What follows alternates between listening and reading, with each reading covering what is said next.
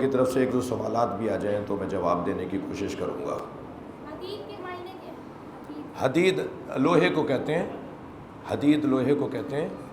اگر یہ جو انزلنا الحدید، ہم نے آسمان سے جو ہے حدید کو نازل کیا، لوہے کو نازل کیا، تو یہ اس سے مراد ذوالفقار ہے۔ مولا علی کی جو ذوالفقار لوہا آسمان سے اترا تھا، تو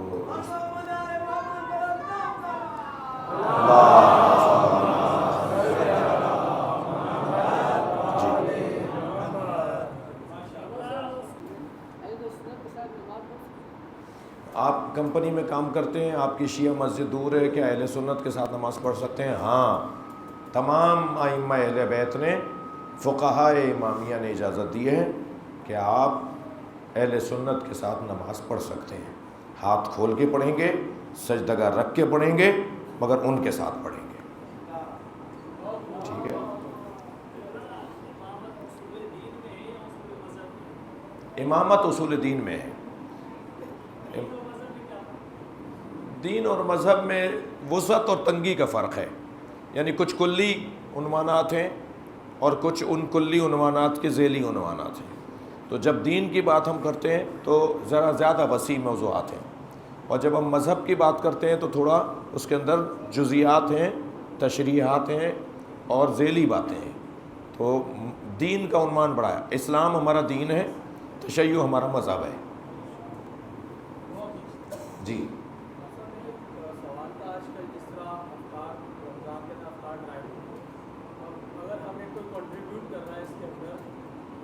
کے لیے کہ روزے دار کو افطار کروایا جائے، اور ہم اس کو افطاری اگر کروا دیں، اگر اس میں کوئی جس نے روزہ نہیں رکھا ہو وہ بھی آ کے اگر بیٹھ رہا ہے تو کیا اس کا کوئی گناہ ہے، یا پھر ہم جو کنٹریبیوٹ لے رہے ہیں اس کو کہہ کے لیں کہ یہ جو ہے وہ دسترخوان کی نیت میں لیا جائے یا افطار کی نیت سے نہ دیے جائیں؟ پیسے آپ افطار کی نیت سے ہی دسترخوان لگا رہے ہیں، سب کو پتہ ہے یہ افطاری لگ رہی ہے۔ اب اگر اس افطاری کے دسترخوان کے اوپر کوئی غیر روزہ دار بھی آ کے بیٹھ رہا ہے تو وہ جواب دہ ہے، آپ جواب دہ نہیں ہیں۔ وہ جواب دے گا اللہ کو کہ میں نے روزہ بھی نہیں رکھا اور روزے دار کی افطاری بھی کھا لی۔ ٹھیک ہے؟ تو جواب دہ وہ ہے، آپ کو کچھ پریشانی کی بات نہیں ہے۔ آپ افطار کی نیت سے ہی لیجئے، یا کوئی اگر دے رہا ہے تو اس سے لے لیجئے۔ اور افطاری کا دسترخوان تو وقت مخصوص ہے کہ اس وقت افطار دسترخوان روزے داروں کے لیے لگایا جا رہا ہے۔ اب اگر وہ صاحب کوئی آ کے بیٹھ گئے تو یہ وہ جانے اور ان کا اللہ جانے۔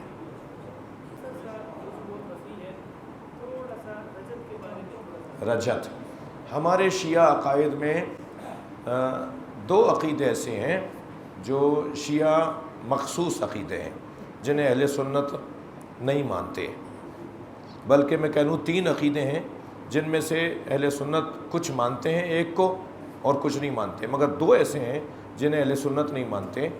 انہیں ہم نے ابھی تک سمجھایا نہیں ہے۔ مانتے کیوں نہیں ہیں؟ کوئی ضدی تھوڑی ہیں، وہ بہت اچھے لوگ ہیں۔ صلوات پڑھیں ذرا محمد واد۔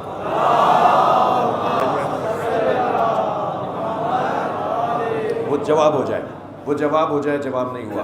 وہ جو اہل سنت ہمارے ایک عقیدے کو، 2 عقیدوں کو بالکل نہیں مانتے، اس کی وجہ یہ ہے کہ ہم سمجھا نہیں پائے ابھی تک۔ ان 3 عقائد جن کو میں کہہ رہا ہوں کہ ہمارا شیعوں سے مخصوص ہیں عقیدے، ان میں ایک عقیدہ ہے شفاعت کا عقیدہ۔ شفاعت کا عقیدہ اہل سنت کچھ لوگ ہمارے ساتھ قائل ہیں اس بات کے کہ نبی کی شفاعت ہوگی، نبی شفاعت کریں گے، مولا علی شفاعت کریں گے، شافعین ہیں۔ کچھ کہتے ہیں نہیں کوئی شفاعت نہیں ہوگی، اللہ نے منع کر دیا کہ کوئی شفاعت نہیں ہے۔ اگرچہ اللہ نہیں، میرا جواب پورا نہیں ہوا ابھی۔ اگرچہ جو اللہ نے قرآن میں کہا ہے کہ لا شفاعت، یہ اگر شفاعت کو منع کیا ہے تو اس میں اللہ بھی اس نے لگایا ہے، تو ایک یہ 2 عقیدے ایسے ہیں، اس میں تو ہمارے ساتھ سنی شریک ہیں، مگر 2 عقیدے ایسے ہیں جس میں ہمارے برادران اہل سنت بالکل ہمارے ساتھ شریک نہیں۔ ان میں ایک ہے عقیدہ رجعت، ایک ہے عقیدہ بدا۔ کیا؟ بدا، بے دال الف حمزہ، بدا۔ عقیدہ بدا اور عقیدہ رجعت یہ مخصوص ہے شیعت کے ساتھ۔ رجعت کا مطلب یہ ہے، سوال جواب آپ کا اب جواب شروع ہو رہا ہے۔ رجعت کا مطلب یہ ہے کہ قیامت سے پہلے قیامت سے پہلے اس پوری زمین 157 ممالک ہے، پوری زمین جو 157 ممالک پر مشتمل ہے، اس پوری زمین پر لا الہ الا اللہ محمد الرسول اللہ اور علی ولی اللہ کا کلمہ پڑھا جائے گا۔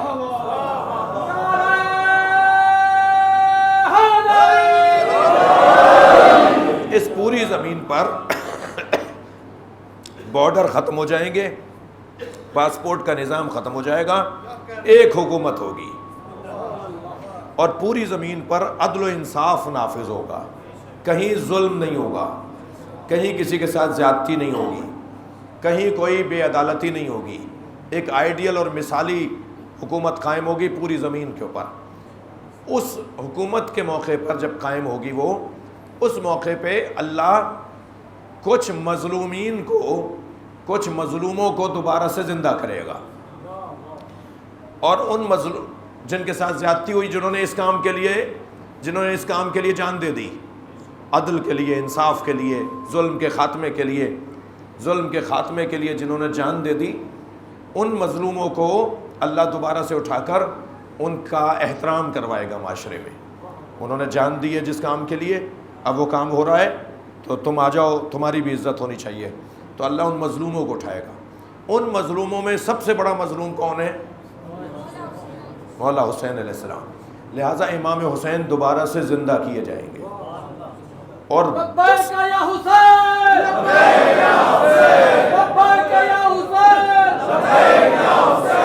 اور 10 سال تک پوری دنیا پر امام حسین کی حکومت ہوگی۔ 10 سال تک پوری دنیا پر امام حسین کی حکومت ہوگی، اور پوری دنیا پر حسین مولا کا جلال اللہ ثابت کرے گا، ظاہر کرے گا۔ یہ مختصر سا تعارف ہے عقیدہ رجعت کے حوالے سے۔ جی، امام کے ظہور کے بعد رجعت ہوگی، امام کے ظہور کے بعد۔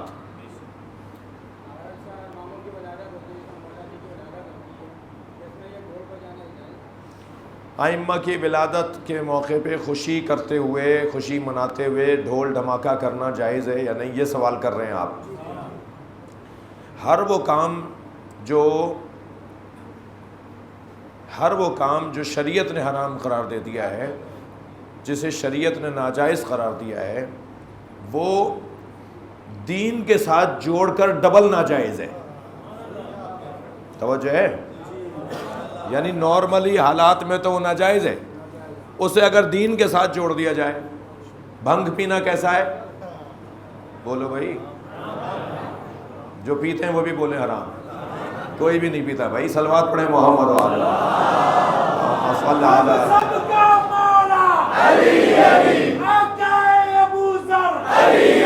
ہم سب کا لیڈر نبیوں نے پکارا، میری آنکھ کا تارا، اللہ نے کہا یہ جبریل نے دھرا، یا سب کو بتا دے جو نعرہ مارے وہ بخشا جائے۔ خیبر کی لڑائی حیدر نے دکھائی، پر حبشی بولا یہ کون ہے آیا؟ حیدر تو نہیں ہے، صفدر تو نہیں ہے، نعرہ حیدری۔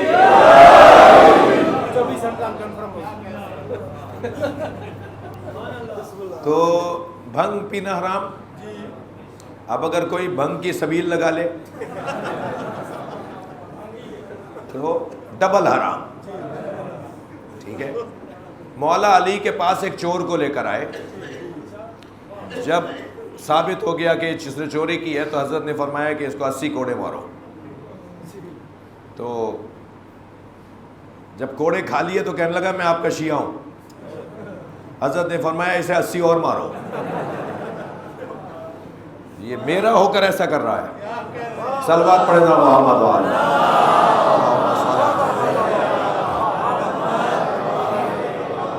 تو ڈھول دھماکہ، غیر یعنی آلات موسیقی کا استعمال، غیر مہذب طریقہ کام، یہ اگر आइम्मा के नाम पर किए जाएं तो इसका डबल गुनाह है। आप कुछ कह रहे थे।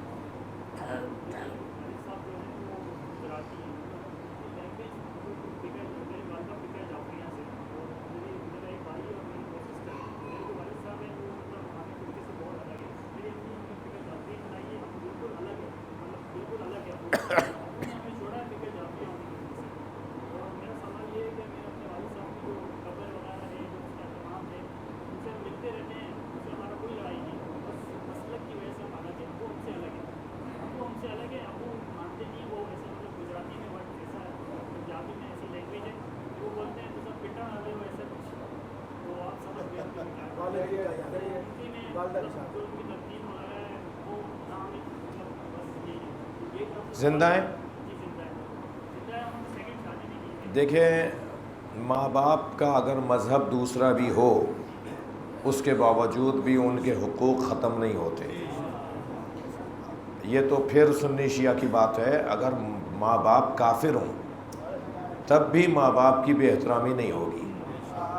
उनका एहतराम वैसे ही किया जाएगा जैसे आपके मज़हब वाले माँ बाप हों। यानी अगर आपके हम मज़हब माँ बाप का एहतराम जो करना है वही एहतराम उनका भी करना है कि जिनका मज़हब आपके तरह नहीं है, आपके मुताबिक नहीं है। कोई भी एहतरामी नहीं होनी चाहिए। मज़हब आपका उनका अलहदा है लेकिन वो बाप हैं आपके, तो पूरा वही एहतराम, पूरा वही ताज़ीम, उफ़ ना कहना, ये कुरान का हुक्म है उनके लिए। जी, हमारा जो कलमा है उसमें अली वलीउल्लाह लगता है। अब ऐसे कोई सुन्नी आ जाए वो बोले हमें कि अली वलीउल्लाह लगाना गलत है, तो हमारे पास कोई दलील होनी चाहिए।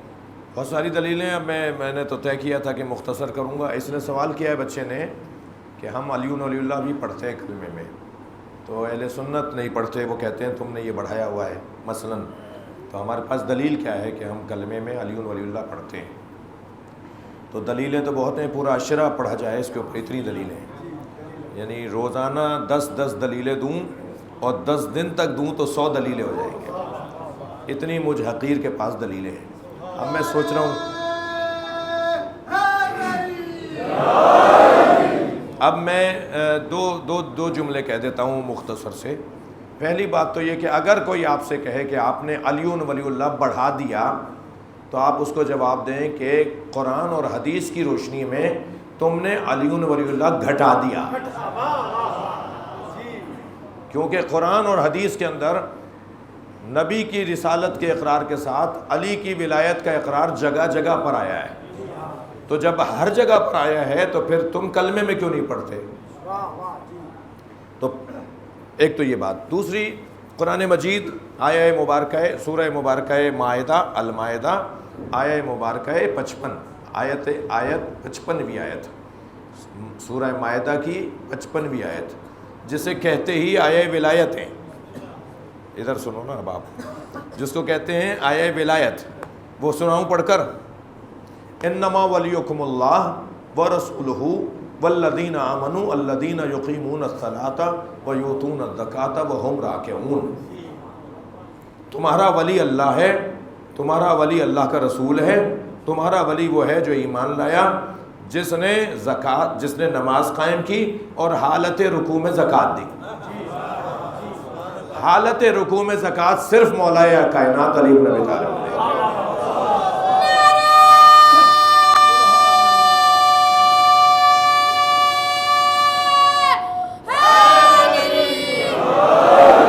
यानी शान नुज़ूल के हिसाब से ये अल्लाह ने तीसरा वली जो बताया है वो आयत ही तब नाजिल हुई जब मौला ने हालत रुकू में नमाज़ पढ़ रहे थे, रुकू कर रहे थे। फ़कीर मस्जिद में आ गया, उसने कहा कि कोई है जो अल्लाह की खातिर मुझे दे। तो मौला ने अपना हाथ जो था घुटने से हटाकर उसकी तरफ इशारा किया, वो अंगूठी उतार के ले गया। सुन्नी भाई कहते हैं मौला ने अपनी आबा गिरा दी। अहले सुन्नत के मुताबिक मौला ने अपनी आबा गिरा दी, वो आबा उठा के ले गया। मौला ने अंगूठी दे दी, ये हमारी रिवायतों में है।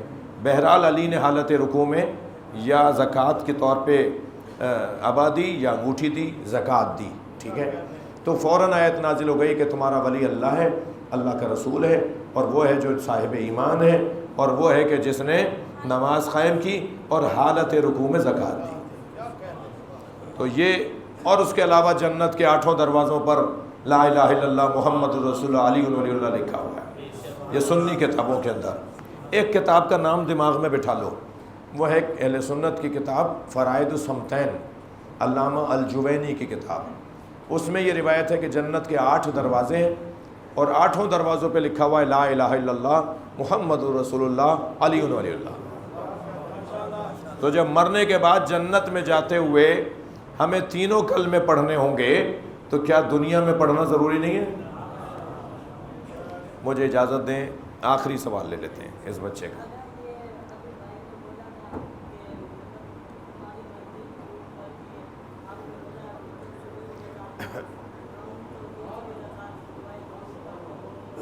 ہاں, ہم دوسری رکعت میں دعائے قنوت پڑھتے ہیں اور وہ نہیں پڑھتے, تو دعائے قنوت کم سے کم درود کی حد تک پڑھا جا سکتا ہے.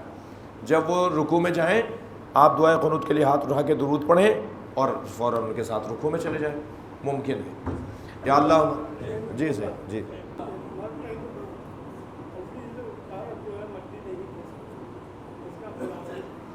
مرنے والے کو جو عزیز و قارب ہیں, خاص طور پر والدین, اگر اولاد مری ہے اور اگر کوئی بڑا مرا ہے تو بچے, خاندان کے لوگ مٹی کیوں نہیں دیتے؟ سوال یہ ہے. اس میں فلسفہ دل کا سخت ہونا ہے. اللہ نہیں چاہتا کہ کسی کو اتنا آزمائے کہ وہ یہاں تک بھی کہ وہ بھی یہ کام کرے. وہ غمزدہ ہے, مغموم ہے, اس وقت دکھی ہے. وہ جب یہ کام کرے گا کہ اپنے ہاتھ سے اپنے بچے کو یا اپنے باپ کو دفنائے گا تو اس کو سخت کرنا پڑے گا, اپنے آپ کو وہ زیادہ برداشت کرنا پڑے گا. تو اللہ نے کہا نہیں, تم سے میں اس سے زیادہ آزمائش نہیں لینا چاہتا, تم یہ کام نہیں کرو. معذرت کے ساتھ آپ کے پاس ٹائم نہیں ہے اور سوالات بہت سارے. میں چونکہ سنی بیک گراؤنڈ ہے میرا اور حلقہ بات بھی وہی ہے سارے, میرے سامنے اصل سوال جو یہ آج کہ ٹھیک ہے آپ کی ساری باتیں تو ٹھیک ہے, لیکن آپ یا کی مدد کیوں کرتے ہیں؟ ٹھیک ہے, اس کے ہم اپنی عقل کے اعتبار سے جو ہے کچھ قرآن کے حساب سے, لیکن کچھ اگر آپ سے مل جائے زیادہ تر. میرا ان کو جواب یہ ہوگا کہ وہ یا علی مدد کیوں نہیں کہتے. تو ان کا جواب یہ آئے گا کہ یا علی مدد کہنا یہ اللہ مان کر, اللہ سمجھ کر مدد مانگنا ہے. یہ ایک خناس, یہ ایک پرزہ ٹھیک کرنا ہے لوگوں کے دماغ کا کہ کسی سے مدد مانگنا ہمیشہ اسے اللہ سمجھ کے مدد مانگنا نہیں ہوتا. یعنی ہمیشہ مدد اللہ ہی سے نہیں مانگی جاتی. یہ ایک پرزہ ٹھیک کرنا ہے بعض دوستوں کا.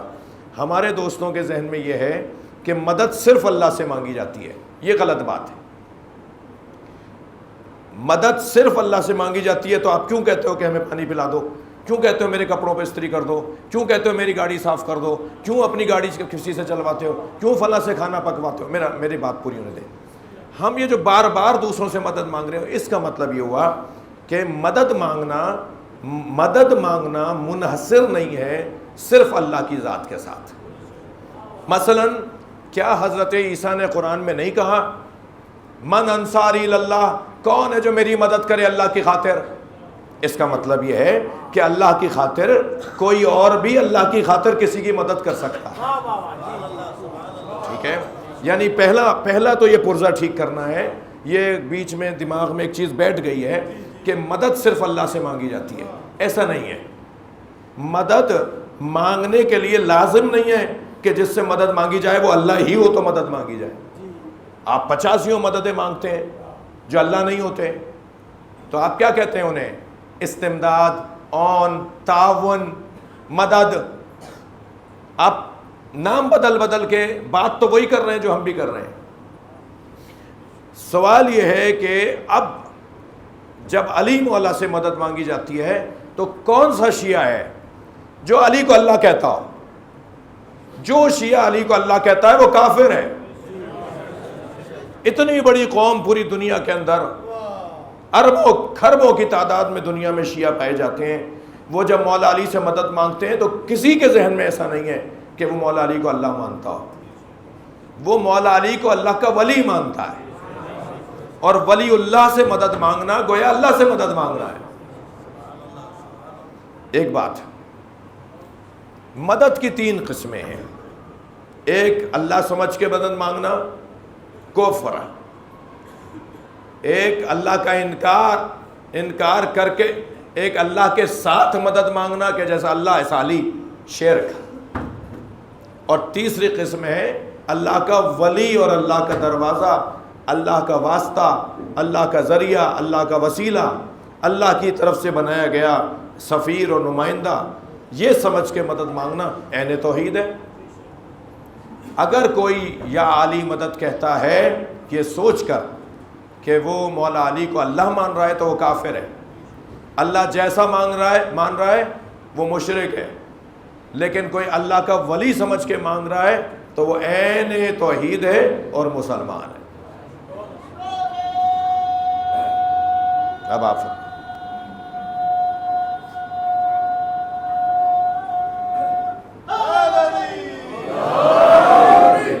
سے پہلے تو ہم آپ کو خدیجہ الکبریٰ میں اور قلبیہ ٹون میں پہچان دیتے ہیں۔ بات یہ ہے کہ کرسچن عیسائیت اکثر کہا جاتا ہے کہ مسلمان اور کرسچن جو ہے وہ اہل کتاب ہے، جبکہ ہمارے نبی پاک پہ جو قرآن پاک اترا گیا اور حضرت عیسیٰ علیہ السلام پہ انجیل، اور عیسائیت ہماری جو ہے وہ مجلسوں میں بھی اس وقت سن رہے ہیں، تو اہل کتاب یہ ہمارے لیے اہل کتاب کیسے ہو؟ اہل کتاب جب ہم کہتے ہیں نا مسیحیوں کو، یہودیوں کو، تو یہودی اور مسیحی عیسائی کیونکہ تورات کو اور انجیل کو مانتے ہیں تو ہم انہیں اہل کتاب اس لیے کہتے ہیں کہ وہ اللہ کی آسمانی 4 کتابوں میں سے 2 کتابوں کے ماننے والے ہیں۔ ہم بھی ان کے ماننے والے ہیں، ہم انجیل کے منکر نہیں ہیں، ہم تورات کے منکر نہیں ہیں، ہم زبور کے منکر نہیں ہیں۔ ہم یہ کہتے ہیں کہ انجیل، تورات، انجیل، زبور، یہ جو کتابیں ہیں قرآن آنے کے بعد یہ کتابیں محترم ہیں مگر قابل عمل نہیں ہیں۔ قرآن آنے کے بعد ایک بچہ 10ویں میں آ گیا تو جو 9ویں کی کتابیں کیا ان کو جلا دے وہ؟ مگر اس کے لیے فائدہ مند نہیں ہے وہ، کیونکہ وہ اب 10ویں کی کتابیں پڑھ رہا ہے۔ تو وہ جو 9ویں کی اور 8ویں کی کتابیں ہیں وہ محترم ہیں اس لیے کہ وہ پڑھی ہیں، اس نے نہیں پڑھی، اس سے پہلے والوں نے پڑھی ہیں۔